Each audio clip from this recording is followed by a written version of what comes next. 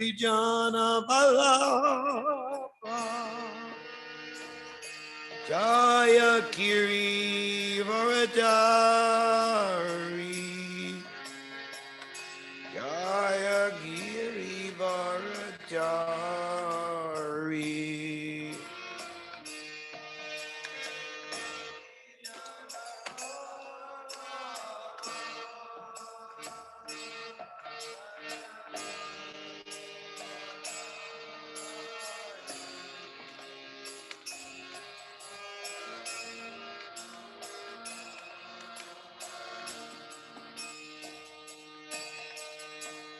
Gopijana Vallabha Jaya Kiri Varadari Jaya Kiri Varadari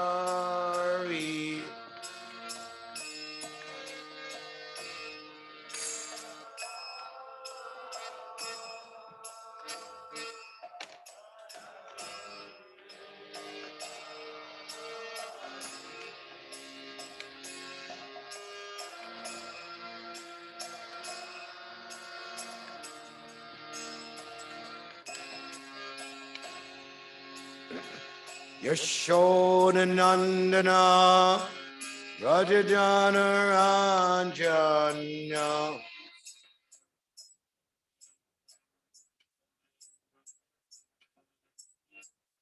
Yashoda Nandana Rajadana Ranjana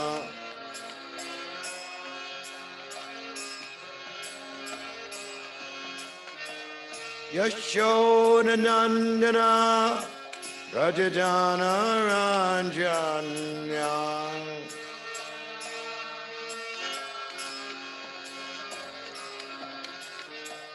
Yashoda Nandana Rajadana Ranjana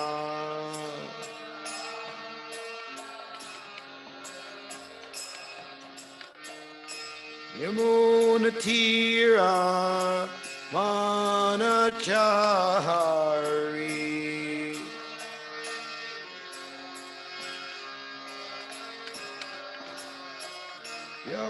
Yamunatira Manachari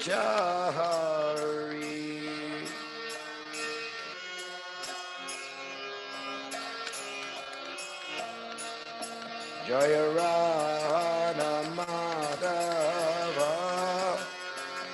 Jaya Kunja Bihari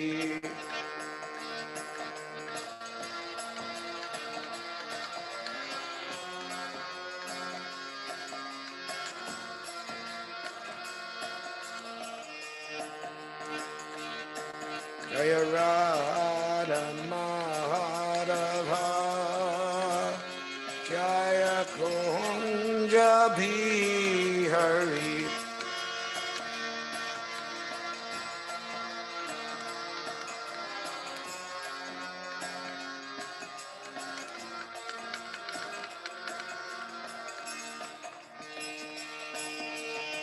Gopijana Vallabha Jaya Kiri Varadari Jaya Kiri Varadari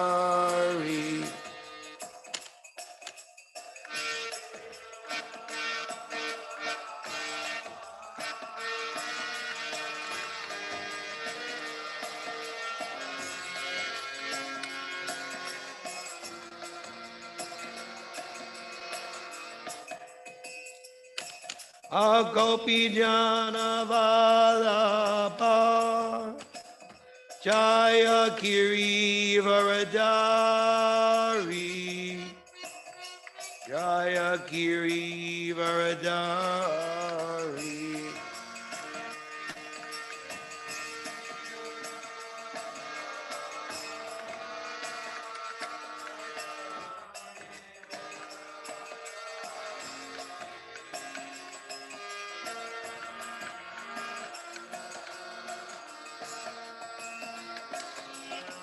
Yashodanandana Rajajana Ranjana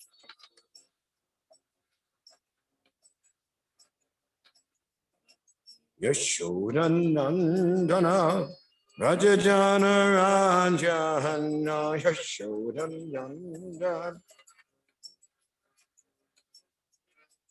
Yashodanandana Rajajana Ranjana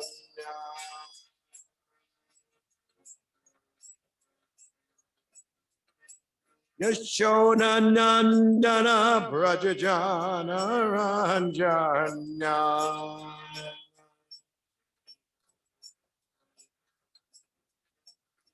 Yamunatira Manachari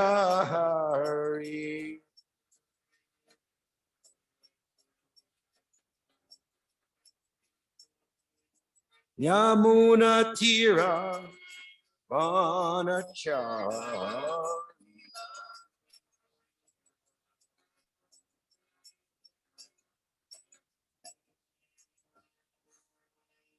Hare Krishna, Hare Krishna, Krishna Krishna, Hare Hare, Hare Rama, Hare Rama, Rama Rama, Hare Hare.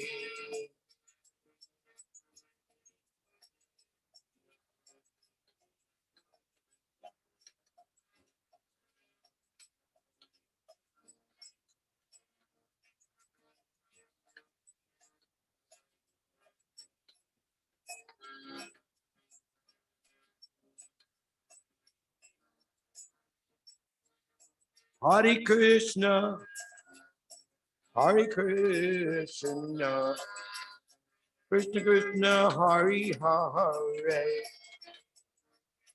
Hare Rama, Hare Rama, Rama Rama, Hare Hare.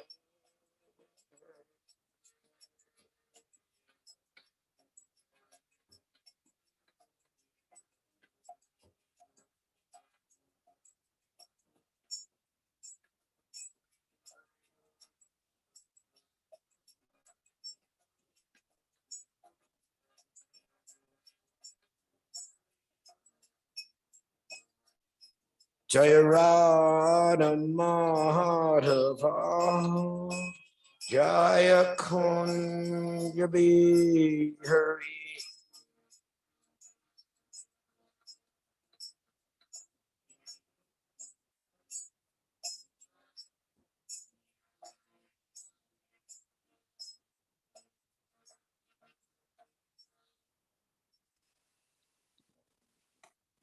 Sukhi Jakacharya Astodar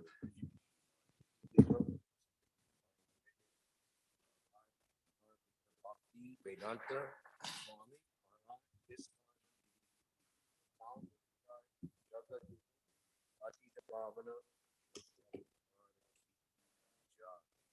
Antaraj Srimad Bhagavatam Ki Jai Shri Shri Radha Govinda Ki Jai Lord Premanandi Hari Bol. All glories to the assembled devotees. All glories to Sri Guru and Sri Guranga. All glories to Srila Prabhupada. Hare Krishna. You could turn the microphone up a little bit. Hare Krishna, Hare Krishna, Krishna Krishna, Hare Hare. Hare Rama, Hare Rama, Hare Hare. Hare Krishna, Hare Krishna, Krishna good, Krishna Krishna, Hare Hare. Hare Rama, Hare Rama, Hare Hare. Om Namo Bhagavate Vasudevaya.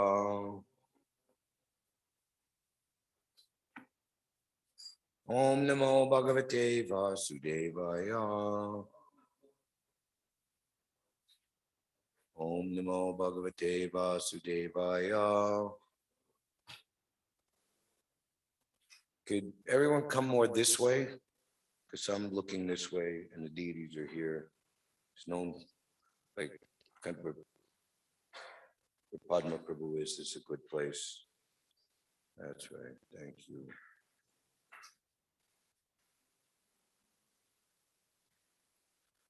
Reading from the Srimad Bhagavatam, Canto 3, Chapter 12, Creation of the Kumaras and Others. So today, verse 4 actually is the description of what the chapter says, creation of the Kumaras. Sanakam cha sanandam cha sanatanam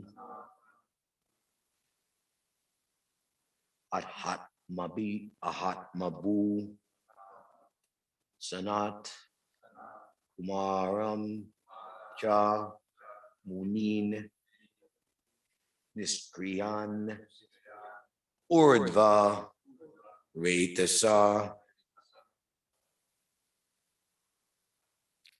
sankam cha sanandam cha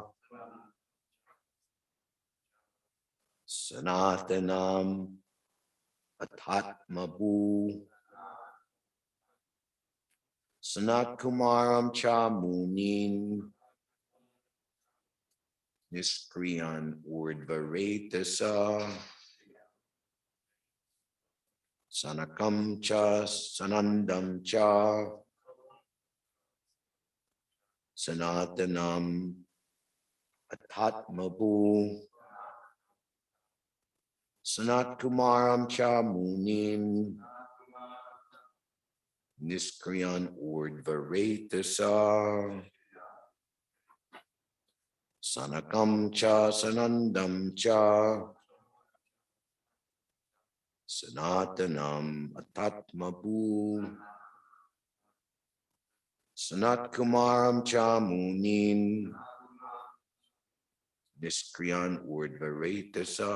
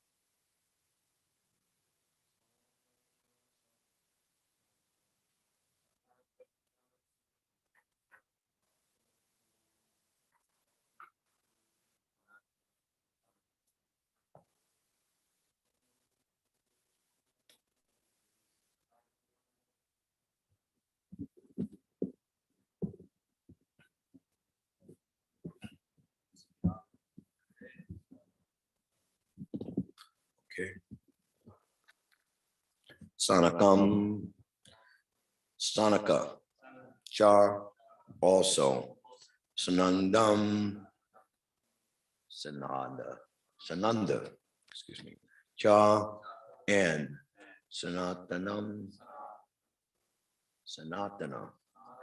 Ata, thereafter. Atmabu, Brahma, who is self-born. Sanat Kumaram, Sunat Kumara, Cha, also, Munin, the great sages, Niskriyan, free from all fruitive action, Urdhvaretasa, those whose semen flows upwards. Translation. In the beginning, Brahma created 4 great sages named Sanaka, Sanandan, Sanatana, and Sanat Kumar. All of them were unwilling to adopt materialistic activities because they were highly elevated due to their semens flowing upwards. Let's please repeat. In the beginning, Brahma created four great sages named Sanaka, Sananda, Sanatana, and Sanat Kumara. All of them were unwilling to adopt materialistic activities because they were highly elevated due to their semens flowing upwards.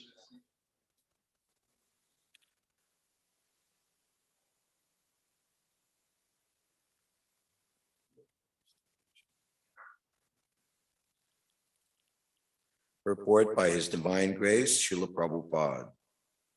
Although Brahma created the principles of nescience as a matter of necessity to those living entities who were destined in ignorance by the will of the Lord, He was not satisfied in performing such a thankless task. He therefore created four principles of knowledge: Sankhya, or empirical philosophy for the analytical study of material conditions; Yoga, or mysticism, for liberation of the pure soul from material bondage; Vairagya, the acceptance of complete detachment from material enjoyment in life to elevate oneself to the highest spiritual understanding; and tapas, or the various kinds of voluntary austerities performed for spiritual perfection. Brahma created the four great sages, Sanaka, Sanandan, Sanatan, and Sanat, to entrust them with these four principles of spiritual advancement, and they inaugurated their own spiritual party, or sampradaya, known as the Kumara Sampradaya, or later as the Nimbark Sampradaya, for the advancement of bhakti. All of these great sages became great devotees, for without devotional service to the personality of Godhead, one cannot achieve success in any activity of spiritual value.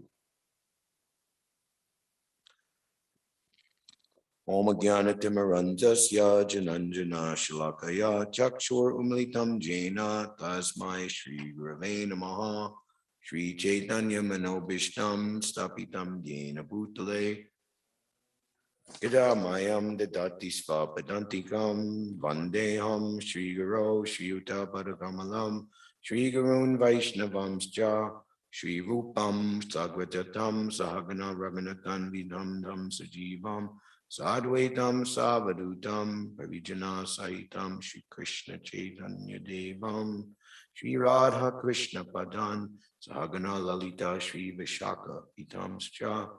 Hey Krishna Karuna Sindhu Dinabando Jagatpate Gopisha Gopika Kanta Radha Kantanu Ostute Jayatam Sarato Pangor Mama Mandamatergati Matsarvasva Padambo Jo Radha Madana Mohano Dibyat Bindaranya Kalpajumada Srimad Ratnagara Sringhasana Stohu Srimad Radha Srila Govinda O Prastalabi Savyamano Smarami Shriman Rasa Rasarambi Bamsi Bhattatasti Taha Karshan Venus Fanar Gopir Gopinata Shriye Stuna Tapta Kanchana Gorangi Radhe Vrindavaneshwari Vishabhanu Sute Devi Pranamami Hari Priye Vanchakalpa Turubhyascha Kripasandubhya Evacha Tidanam Bhavanebhyo Vaishnavebhyo Namo Namaha Jaya Shri Krishna Chaitanya Prabhu Nityananda Shri Advaita Gadadhar Shivasadi Gaura Bhakta Vrinda Hare Krishna, Krishna Krishna, Hare Hare. Hare Rama, Rama Rama, Hare Hare. Good for, in my humble opinion, the residents, inmates. I use the word inmate, I think in terms of being in a prison, it's a bad thing, but being an inmate of under the care of the deities is the highest liberation and freedom. When Prabhupada was coming back from his morning walk on Juhu Beach to the temple, short distance from the beach, they had just erected a large boundary wall, maybe at least 9 or 10 feet tall. You see that's common in India, definitely in Vrindavan, everything, big boundary wall. And one, maybe it was Dr. Patel or one of the people who had such a relationship with Prabhupada that they could cross the line of familiarity, breeding contempt, and say obnoxious things. Says, oh, you've made this big wall. That means everyone in the temple is in prison here. And Prabhupada said, no. Actually, this boundary wall means that everyone in the temple is free, and everyone outside the boundary wall, they're in prison. So the inmates, it's in our Mangalacharna and full Mangalacharna. And when we have for Pushpanjali or initiation ceremony, the prayers for the three forms of Radha and Krishna in their function as the Istadev for the three progressive and primary levels of devotional service, Sambandha, Abhideya, and Prayojan. So Shri Shri Radha Govinda, O Govinda, I shall not fight. Arjuna, you have to engage in practical, functional devotional service on my order. When one receives the mercy of Radha Madan Mohan, I am lame and ill-advised, and I am stumbling at every step, but they are my directors. When one is in complete ignorance of one's spiritual life, we approach Madan Mohan, the subduer of Cupid and lusty desires, so that we can regain our original relationship with Krishna. It's described that a pure devotee of Lord is very calm and quiet because he's free from material desires. So once that relationship is established, one begins devotional service in accord with the order of the Lord. I have heard your instructions, and I am firm and free from doubt, and I'm ready to act according to your instructions. So that is Shri Shri Radha Govinda, Abhideya. So their prayer, we should know, and the English translation, in a temple of jewels, underneath the desire trees in Vrindavan, seated upon an effulgent throne, the divine couple, Shri Shri Radha Govinda, served by their most confidential associates, we beg to offer our respectful obeisances unto them. So this verse is very nice. We've just been hearing how Lord Brahma, in his thankless task, had to create the different types of nescience by which the living entities would exist. Nescient engagements like self-deception, the sense of death, anger after frustration, the sense of false ownership, illusory bodily conception, all forgetfulness, all forgetfulness of one's real identity. Seeing such a misleading creation as a sinful task, Brahma did not feel much pleasure in his activity, and therefore he purified himself by meditation on the personality of Godhead. Then he began another term of creation. So we just heard previously the epic 9th chapter, Brahma's prayers for creative energy, where many wonderful verses and purports, particularly by Srila Prabhupada, express the authorized, recommended, and extremely praiseworthy mentality of the pure devotee preacher.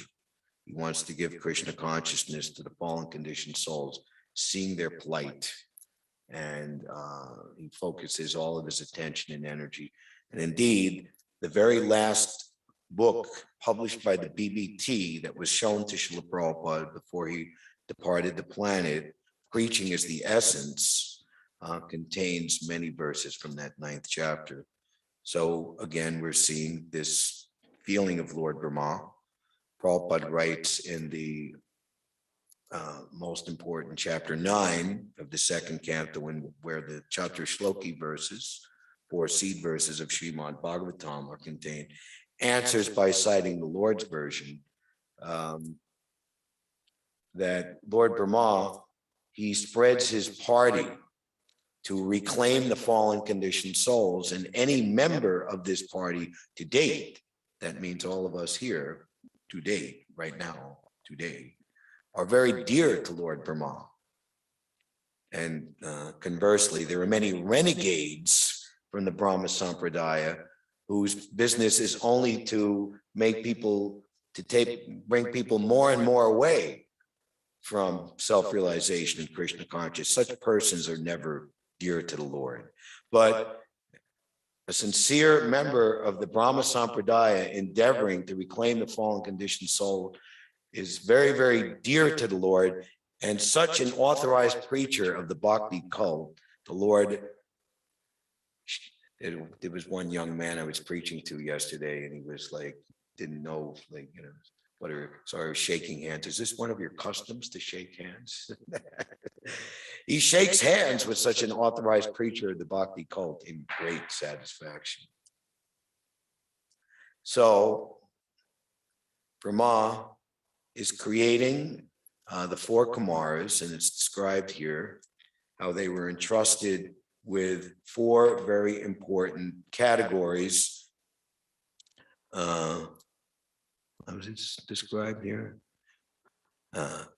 4, it doesn't use the word category, principles of knowledge, Sankhya or empiric philosophy, for the analytical study of material conditions.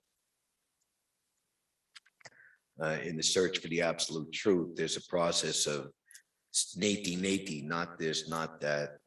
Or more personally, we see in the glorification of Maharaj Parikshit, in which his very name means the examiner.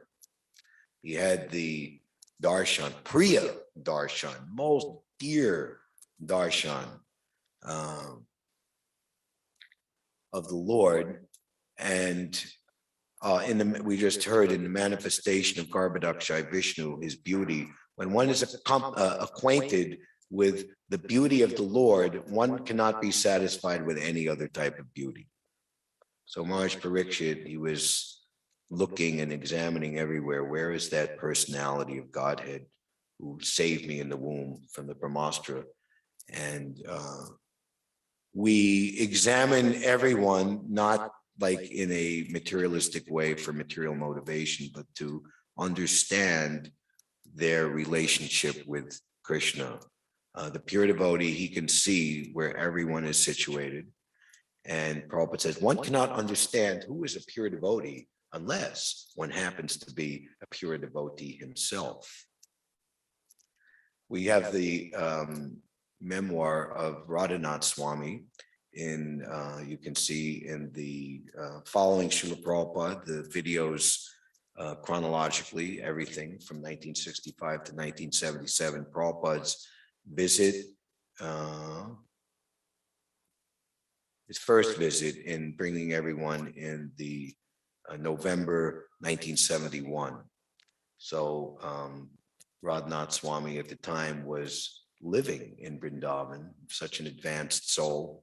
We see in his book, The Journey Home, he went through so much and experienced so many things around the world and in India, and ultimately concluded that Srila Prabhupada and the Rupanuga Gaudiya Vaishnava Sampradaya offered the topmost and best thing. He's living in Vrindavan. And Prabhupada recognized him, his qualification, his adhikar, whereas other disciples didn't. Similar situation was with Gaur Govinda Maharaj. And Prabhupada said, have you taken sannyas? And immediately, or His Holiness Bhakti Charu Maharaj, I think a remark was made by some of Prabhupada's senior, at least by when they joined disciples. Prabhupada, how can you give him so quickly? He is a new man. And what was Prabhupada's response? He is not a new man. He is a very advanced devotee. You are a new man. By adhikar, by advancement in devotional service. So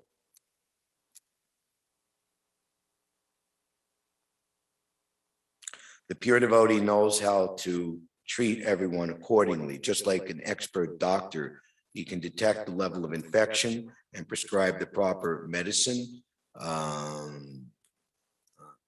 amount and frequency, and regulated timings. So empiric philosophy for the analytical study of material conditions, yoga or mysticism for liberation of the pure soul from material bondage, vairagya, the acceptance of complete detachment from material enjoyment in life to elevate oneself to the highest spiritual understanding, and tapas, or the various kinds of voluntary austerities performed for spiritual perfection. Now, all of these four categories, they're all quite glorious and praiseworthy in and of themselves, but Srila Prabhupada, as they are for understanding, shows how they're all intertwined. Brahma created the four great sages to entrust them with these four principles of spiritual advancement, and they inaugurated their own sampradaya for the advancement of bhakti. All of these, they became great devotees, for without devotional service to the personality of Godhead, one cannot achieve success in any activity of spiritual value. It's interesting how Narada Muni is the older brother of the Kumaras, and Narada Muni is all about, without any mixture of any other category of acquiring knowledge to advance, bhakti. He had written and compiled the Narada Bhakti Sutra. Actually, Srila Prabhupada a book was discovered, Narada Bhakti Sutra, maybe by Satsvarup Maharaj at the time in 1966. And he asked Prabhupada, is this an authorized book? And he said, yes. And can this be translated? And Prabhupada said, yes. And he did so, maybe the first 5, 6, or 7 verses. And in recent years, maybe in the last 25 years, actually Satsvarup Maharaj and Gopi Paranadhana, upon the request of the BBT and GBC, they completed Narada Bhakti Sutras, and that's now one of our BBT books. It'd be nice to have that book. Similarly, Mukundamala Stotra, books that Srila Prabhupada began to translate, but with the overwhelming task of managing and expanding ISKCON, initiating disciples, and completing the Srimad Bhagavatam, it was put to the side. So what's mentioned in the purport here, all of them were unwilling to adopt materialistic activities because they were highly elevated due to their semens flowing upwards. So we follow in the 4 regulative principles, most importantly, no illicit sex, because sex life is based on the bodily conception of life, and one must be free from this desire in order to regain one's original spiritual body ultimately, and to be able to reciprocate with the Lord and render him devotional service for his pleasure on a standard that is actually pleasing to the Lord. And we see that people who are too much attracted or attached to sex life, they become completely unable what to speak of understand how to give pleasure to the Lord, or even to understand that there is a Lord, to surrender to regulate one's activities to. So in all authorized spiritual disciplines, practices, and all authorized approach to religion, Prabhupada was asked by the news reporter for San Francisco, 1974, San Francisco Rath Yatra, Swamiji, don't you think there's a conflict in accepting truths from the Bible, the Koran, the Torah, and the Vedic? Said Vedic. Said, no, I see no conflict. You can accept any religious process if it brings you to the point to understand who is God, what is your relationship, and to love him. So, especially with the Christianity, the Christian religion, Prabhupada would not let the conversation go beyond the basic point, thou shalt not kill, and that includes all living entities, not just human beings. Why are you killing and eating animals? So I was given this nice book, which I'm going to ask Krishna Kripa later about how he got it, because it was delivered to me by Bhakti Dylan, and there was a little note in here dated 3 months ago, but it is compiled by an ashram of devotees, Mataji's, the Vrindavan Kirtan ashram, and it's replete with exclusively quotes from Srila Prabhupada, all about how to achieve pure devotional service and ultimately one's eternal loving relationship with Krishna. The idea more or less is to show how Prabhupada has given us everything, and there's no need to be lured by any promise or let's say other person saying you have to come outside of Prabhupada's exclusive shelter and service to get something more wonderful and higher. So this is one chapter which has some nice quotes which I thought were useful for our class today, from the chapter called Sirius. I was mentioning this earlier in the class, but here it is in its entirety from the first verse of the 9th chapter, the 3rd canto. Only by penance can one appreciate the beauty and opulence of the Lord, and when one is acquainted with that beauty and opulence, he is no longer attracted by any other.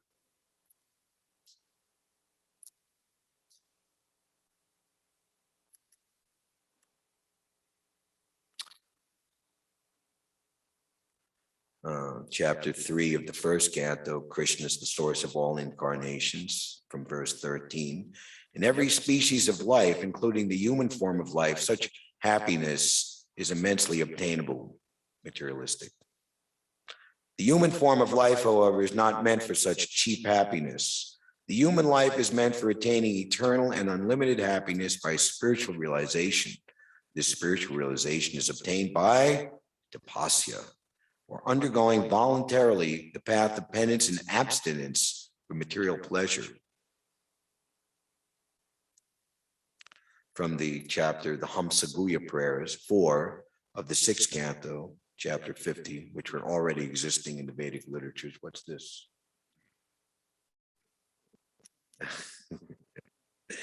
Selected by Prajapati Daksha in his 2nd incarnation, after he had to learn a hard lesson by having his head cut off by the great demon Virabhadra being placed with the head of a goat. The more we engage in austerities, the more we become powerful by the grace of the Lord. Therefore, Rishabdev advised his sons, Tapo Divyam Putraka Yena Sattvam Sudyet. One should engage in penance and austerity to attain the divine position of devotional service. By such activity, one's heart is purified.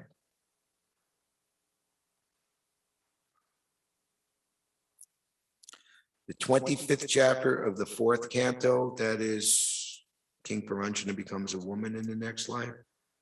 Padmanayan, can you remember what is the 25th chapter of the 4th canto? Anyway, it's in that section. Every living entity has the freedom to be attracted by material nature or to stand as a hero and resist that attraction. So real heroism is to not give in to the lurings of the lower nature. It is simply a question of the living entities being attracted or not being attracted. There is no question of his being forced to come into contact with material energy. One who can keep himself steady and resist the attraction of material nature is certainly a hero and deserves to be called a Goswami. Unless one is master of the senses, he cannot become a Goswami. The living entity can take one of two positions in this world. He may become a servant of his senses, or he may become master of them. By becoming a servant of the senses, one becomes a great material hero. And by becoming master of the senses, he becomes a Goswami or a spiritual hero. There's false Shruti in hearing of the fall of Jai and Vijay and the curse of the Kumaras upon them. That's later in this canto, the description of the kingdom of God. The false Shruti says, one who hears this will certainly go back home, back to Godhead, where he'll be properly received and worshipped. So people try to achieve cheap fame in this material world,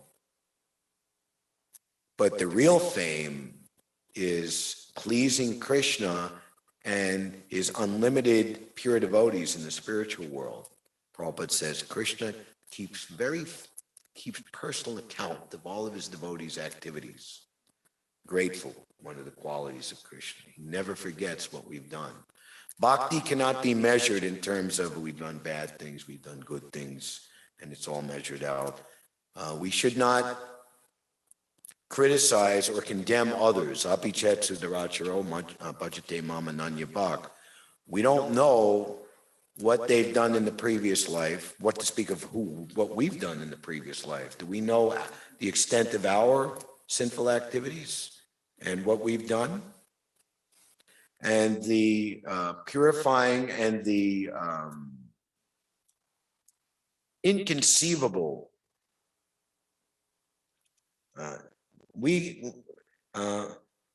Prabhupada was asked one time, if someone is initiated as a Brahmin and then he falls down and he comes back, shouldn't he start all over again and we should call him a sutra? And Prabhupada, before the devotee could even get the whole thought out, he just said, that is not for you to judge. And it says there in the Bhagavad Gita, that is the mystery of the Bhakti cult, that simply re-engagement in devotional service is the rectification process. And that was under great discussion in the sixth canto in relationship to Ajamil, where Shukadeva Goswami tested Maharaj Parikshit after hearing of the hellish planets. How can one has to undergo atonement?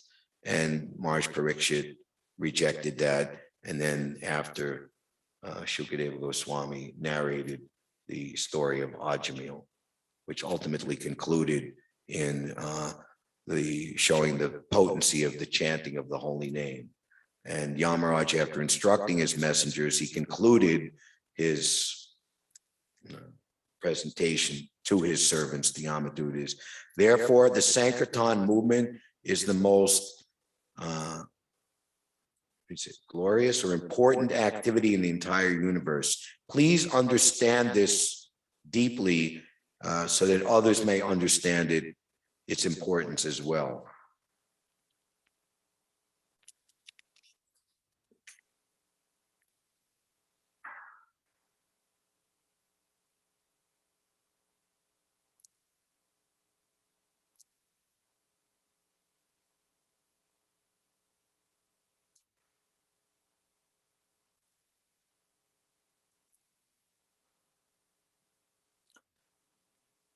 Okay, this is the devotees writing their realization.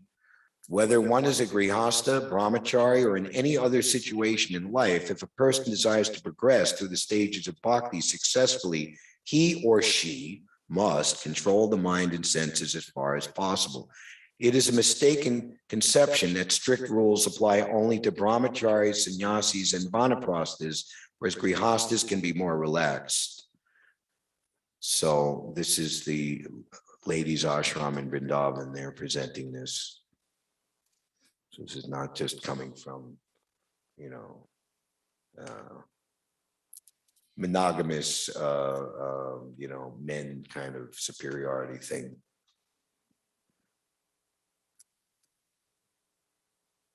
First of all, a Vaishnava is beyond all these bodily classifications, but we do consider them as long as the practitioner still carries the burden of dehatma buddhi, thinking oneself this body. However, to set oneself free, one should strictly follow the rules prescribed by our acharyas, the regulations that will allow one to become a Goswami. Grihastha ashram is indeed the only ashram that allows association between man and woman. Still, it should not be unrestricted because the razor's edge is very sharp. And this is a quote from Prabhupada. The 12th chapter of the 7th canto, is that instructions for ideal family life? 12th chapter, 7th canto. Narada Muni instructing Marja Yudhishthira. Verse 11. It is sometimes misunderstood that a grihastha or householder, is permitted to indulge in sex at any time. This is a wrong conception of grihastha life. In spiritual life, whether one is a grihastha, vanaprastha, sannyasi, or brahmachari, everyone is under the control of the spiritual master. For brahmacharis and sannyasis, there are strong restrictions on sexual indulgence. Similarly, there are strong restrictions for grihasthas. Grihasthas should indulge in sex life only in accordance with the order of the guru. Therefore, it is mentioned here that one must follow the orders of the spiritual master. So, Srila Prabhupada had a mother and father. Srila Bhaktisiddhanta Saraswati had a mother and father, Bhaktivinoda Thakur. So, it is actually a very important function that there be very, very advanced devotees who will accept the Grihastha ashram to allow and to facilitate the Lord's mission to populate this planet with as many pure devotees as possible. And we see how Srila Prabhupada,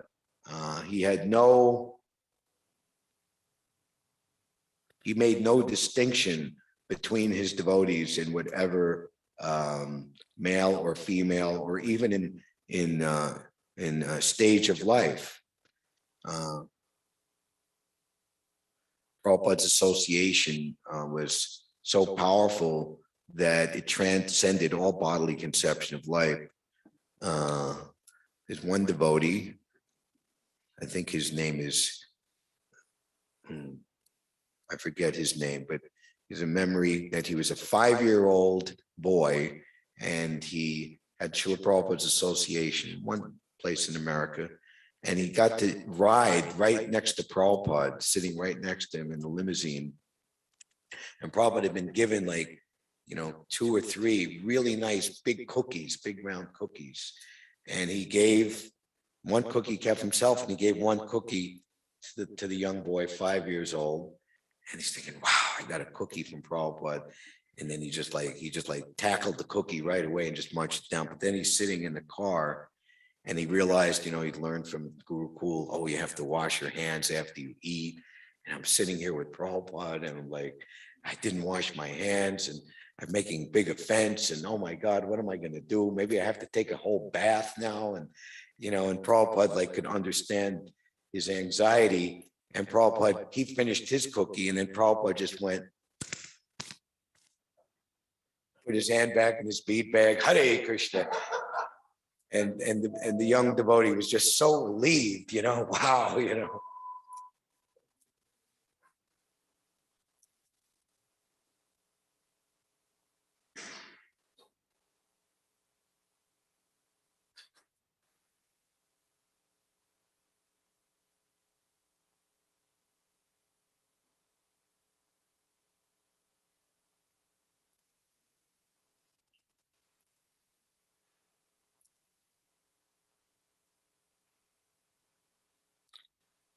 Kapila Dev, 31st chapter, 3rd canto.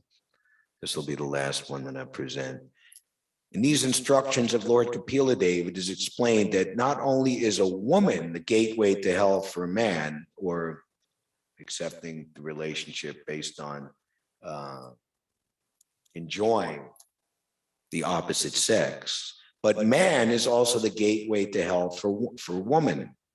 It is a question of attachment. A man becomes attached to a woman because of her service, her beauty, and many other assets. And similarly, a woman becomes attached to a man for his giving her a nice place to live, ornaments, dress, and children. It is a question of attachment for one another. As long as either is attached to the other for such material enjoyment, the woman is dangerous for the man, and the man is also dangerous for the woman. One more, 18th chapter, 6th canto.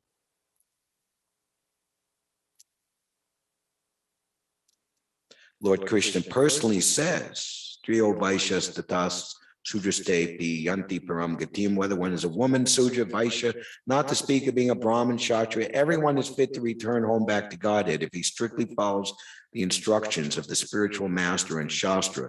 We therefore request all the members of the Krishna consciousness movement, both men and women, not to be attracted by bodily features, but only to be attracted by Krishna. Then everything will be all right. Otherwise, there will be danger. In the beginning, Brahma created 4 great sages named Sanaka, Sanandan, Sanatan, and Sanat Kumar. All of them were unwilling to adopt materialistic activities because they were highly elevated due to their semens flowing upwards. Hare Krishna. Any questions or comments? All glories to Srila Prabhupada. Yes, Gopal Champu. Hare Krishna Prabhu. So I was thinking, there's only a pure devotee can recognize a pure devotee. You were mentioning. Prabhupada said that. Yeah, it takes one to know one kind of thing. But we also see that pure devotees, though, they're very humble. They don't say that I'm a pure devotee. So I guess how is it understood, or how does that work? That Where does it say that there's a Sanskrit term, friendship should be solidified between those of the similar caste or platform? So, just like ordinary people, they look at each other, if one is a rocker or a modder or like you see how people look at each other, like, hey, you got the same fashion, we're in the same type of thing. So that spiritual vision is awakened progressively, and one can see. Prabhupada says in one place, in regards to Lord Chaitanya in the second latter part of the first chapter of the Chaitanya Charitamrita, Lord Chaitanya in 5 features, published and distributed before it was made into the whole Chaitanya Charitamrita, answering Prakashananda Saraswati, the leader of the Mayavadis, why do you abandon study of Vedanta, the duty of a sannyasi, to simply chant and dance in the company of fools, fanatics, and sentimentalists? Hare Krishna, what is this? And my spiritual master considered me a great fool. You are not fit to study Vedanta. You should simply chant the holy name of it. The Prabhupada said, everyone should consider himself unaware of the science of Krishna consciousness and present himself as a fool before the spiritual master.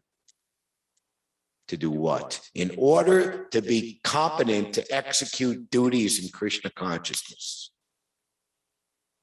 So humility, people have a very narrow, you're humble. If you're humble, that means you can't be competent, you can't be intelligent. But in devotional service, all of these things are happening all at the same time. There's Hari Vilas, Prabhupada's Hari Vilas. Prabhupada in Paris, 1974. What does it mean to be humble? To be humble means when you realize, your education, your money, your fame, your dexterity, your intelligence, your gun, none of these can save you. Only Krishna can save you. When you fully realize that, then you are humble. So Prabhupada was the most humble. Yet you have the right, you have the mace. He's the Prabhupada. He is the Prabhu at whose feet all other lower Prabhus sit. Prabhupada was asked, someone challenged him, as would often happen. So Prabhupada is describing the 4 varnas and ashrams. So that means you're the highest, right? And Prabhupada said, no, I'm the lowest. I'm a 5th class man, because my position is to serve the other 4 classes. That was it. Prabhupada was in the Hong Kong Hilton. You can read this in Burijan Prabhu's book. You're reading Burijan's book. You're supposed to be a mendicant and renounced, and here you are in the topmost, luxury room of this expensive hotel. What is this? This is like, you're like implying that Prabhupada was a hypocrite or a charlatan. And Prabhupada said, such an expert answer, as for me, I would be happy living under a tree. But if we were to invite you all to see Swami Bhaktivedanta, who's living under a tree, would any of you come? Everyone got the point.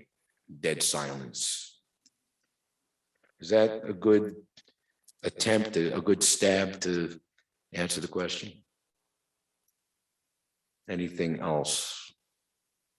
Padmanabhan Prabhu.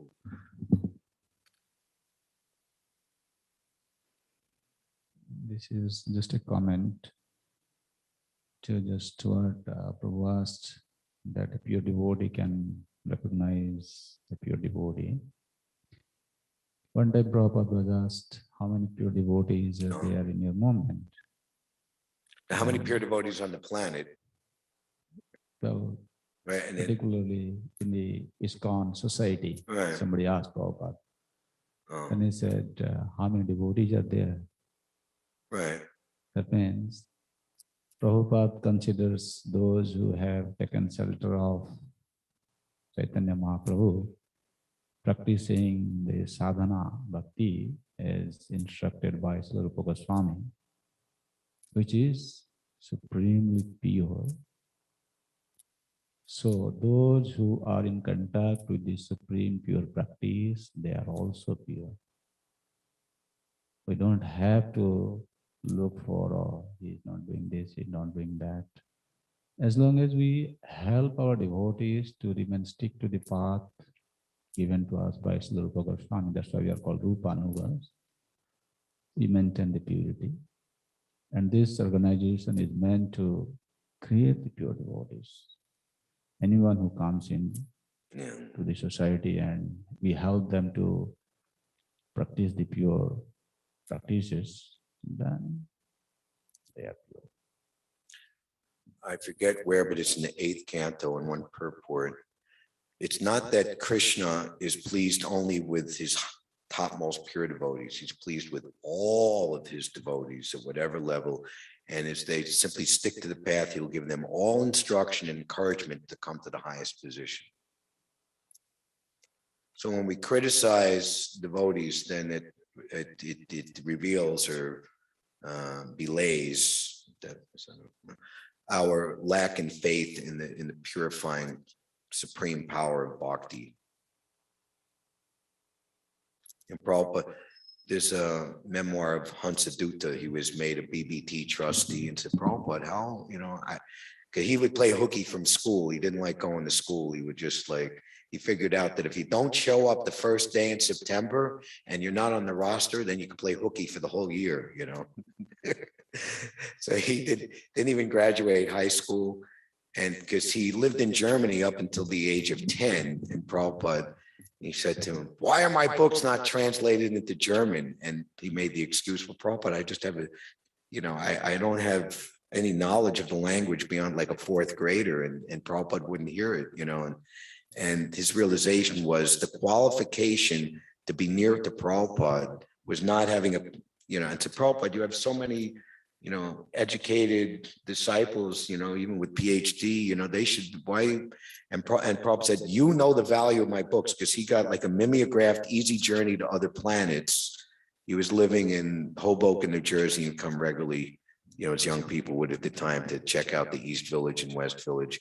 And he read that and he was just like, wow, this is it. This is the answer, like Eureka, And like he was friends with like one of the acoustic banjo or guitar players of Bob Dylan, who he thought was like a really like high kind of mystic person. And he showed him that and said, what is this? Renunciation? I'm not into that, and he just realized, whoa, I didn't estimate this person properly. But he was thinking that, if we distribute this book, everyone in New York City will become fully Krishna conscious in maybe 3 months. And then the rest of the country would take another 6 months, and the whole world would be after 1 year. And he got together some money, and he like made like, 500 copies of them, these little mimeographed, like black and white.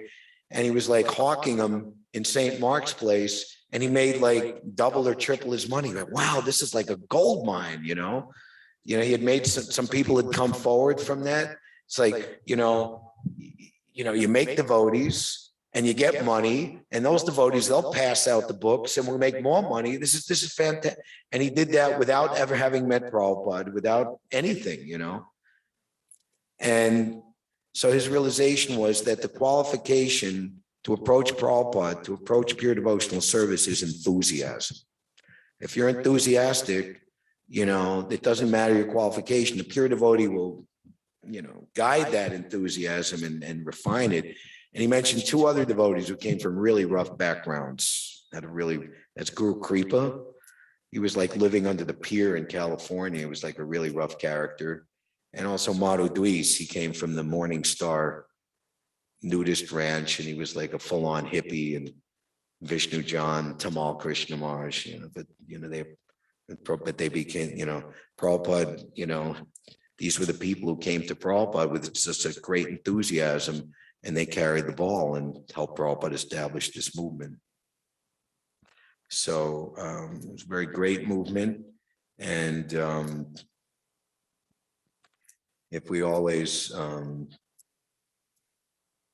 hold fast and continue to on a daily basis, then we will advance step by step. And on behalf of Srila Prabhupada and all the predecessor acharyas, as the disciplic succession goes on, just like the mango is handed down, it becomes all the more sweet. Sutta Goswami's presentation after hearing from Shukadeva Goswami, more and more sweet. The more one becomes the servant of the servant, the more advanced one becomes in devotional service. Because as time goes on, if one wants the actual message of the Sampradaya, one must approach the current link. It's in the 2nd canto. So we have a weighty responsibility. We're representing all the predecessor acharyas. All right, so we've gone over time. Thank you very much. Oh, one final thing. Today is Jyestha Paksha Dvitiya, the 2nd day of the month of Jyestha. If you are in Vrindavan, if you ever been, is Ban Bihar Prikram. That's when the attendants of Radha and Krishna, led by Lalita and Vishaka, they make a beautiful forest bungalow or cottage for the divine couple to enjoy the early summer evening.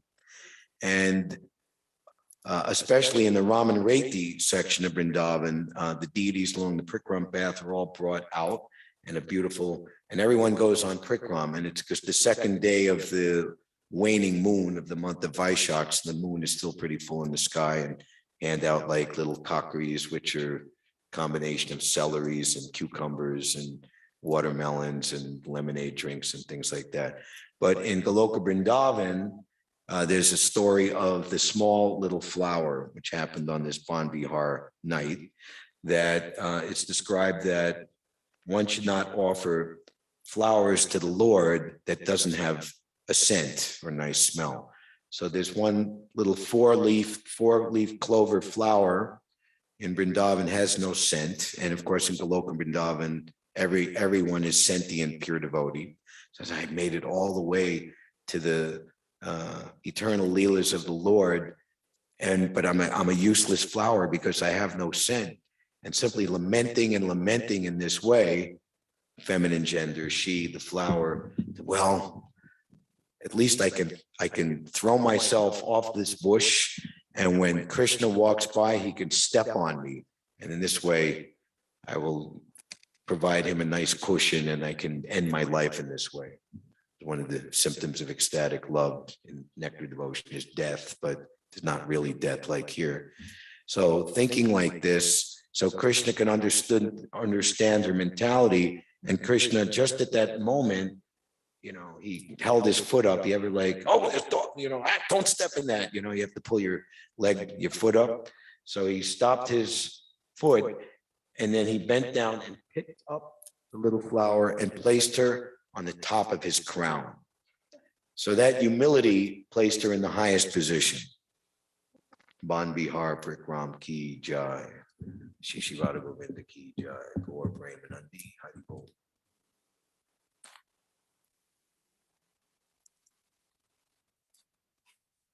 Padmanarayan Prabhu Ki Jai. Hare Krishna. Gaur Bhakta Vrinda Ki Jai.